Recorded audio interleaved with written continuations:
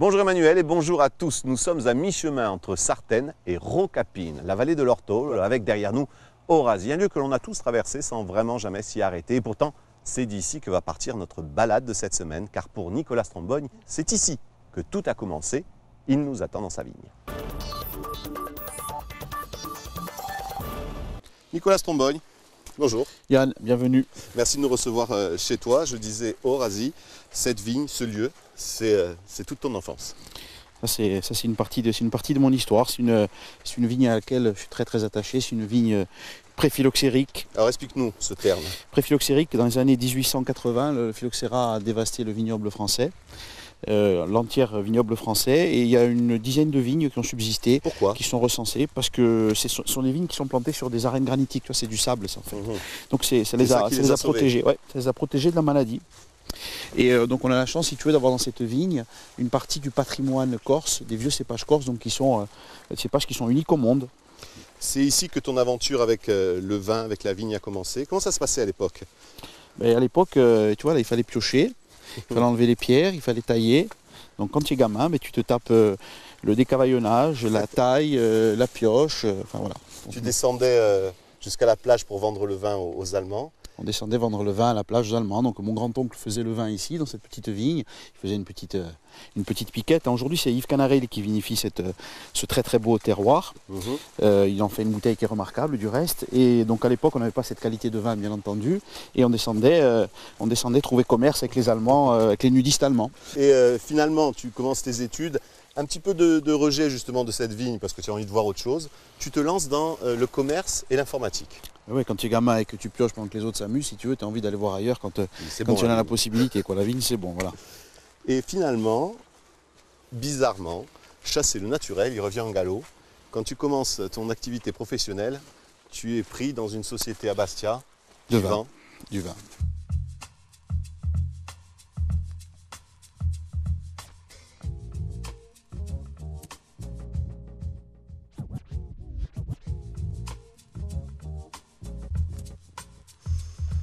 On a quitté la vigne familiale et entre-temps, le temps a changé.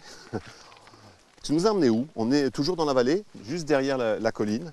On est dans la vallée de l'Ortol, c'est un relief très particulier. C'est à la fois des grandes plaines, des éperons rocheux. C'est vrai que le temps change vite chez nous. On va retrouver le soleil peut-être dans pas très longtemps. C'est une vallée qui est très belle parce que justement elle est multiple. Elle est multiple si tu veux de végétation. Elle est multiple d'élevage. Ici on y élève des veaux, des vaches. On est sur un domaine de chasse ici aussi.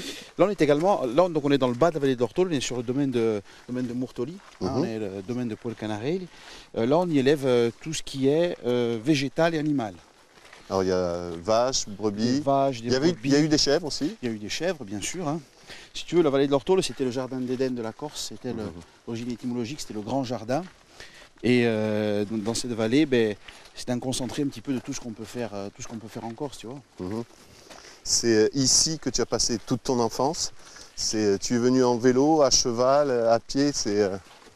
Tu connais chaque rocher presque. C'est une vallée qui est très belle parce que, si tu veux, c'est un petit peu la Toscane de la Corse. Et c'est vrai que quand on est gamin, quand on est adulte, on a toujours plaisir à s'y promener pour des raisons toujours un peu différentes. Mais c'est un petit peu aujourd'hui, si tu veux, moi c'est un petit peu mon paradis, mais c'est un petit peu le paradis de tous les Corses parce que toutes les vallées pourraient ressembler à celle-là, bien sûr, à condition qu'elles soient mises en culture comme le fait ici le propriétaire avec les oliviers, avec les vaches.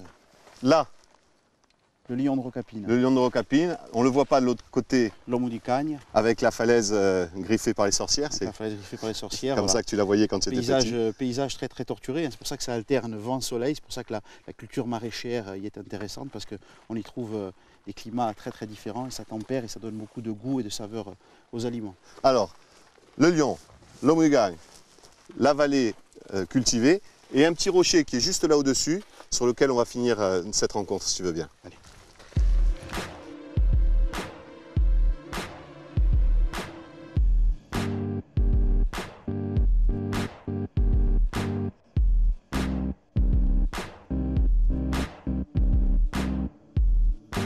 Ça y est, la pluie arrive, Nicolas, on va vite se dépêcher de rentrer.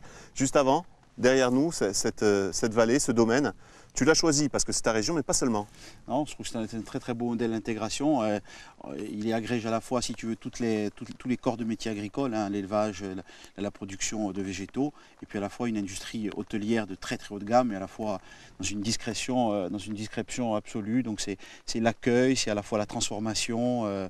C'est un modèle qui devrait servir pour la Corse entière, parce qu'on regorge de vallées aussi belles que celle-là. Une réussite pour toi, mais on va parler aussi de ta réussite. Tu es caviste, on l'a dit. Le caviste, c'est le maillon entre le producteur et le consommateur. C'est aussi une reconnaissance que tu viens d'obtenir. C'est une reconnaissance, d'abord d'un point de vue perso, on peut en être fier, mais surtout pour la Corse. On va le dire, parce qu'on ne l'a pas encore dit, caviste de l'année 2011. Caviste de l'année 2011. Mais au niveau national. C'est bien qu'aujourd'hui, au niveau national, on prenne conscience qu'en Corse, on peut à la fois vivre dans un environnement comme celui-ci, à la fois avoir une qualité de vie professionnelle très très intéressante. Merci Nicolas de nous avoir fait découvrir bien entendu la vigne familiale, ce domaine magnifique, cette vallée, et puis de nous avoir fait partager ta passion pour le vin à consommer avec modération. Et avec plaisir. Merci Nicolas. En ce qui nous concerne, on se retrouve bien sûr la semaine prochaine pour une autre rencontre, un autre lieu et bien sûr d'autres souvenirs. Salut.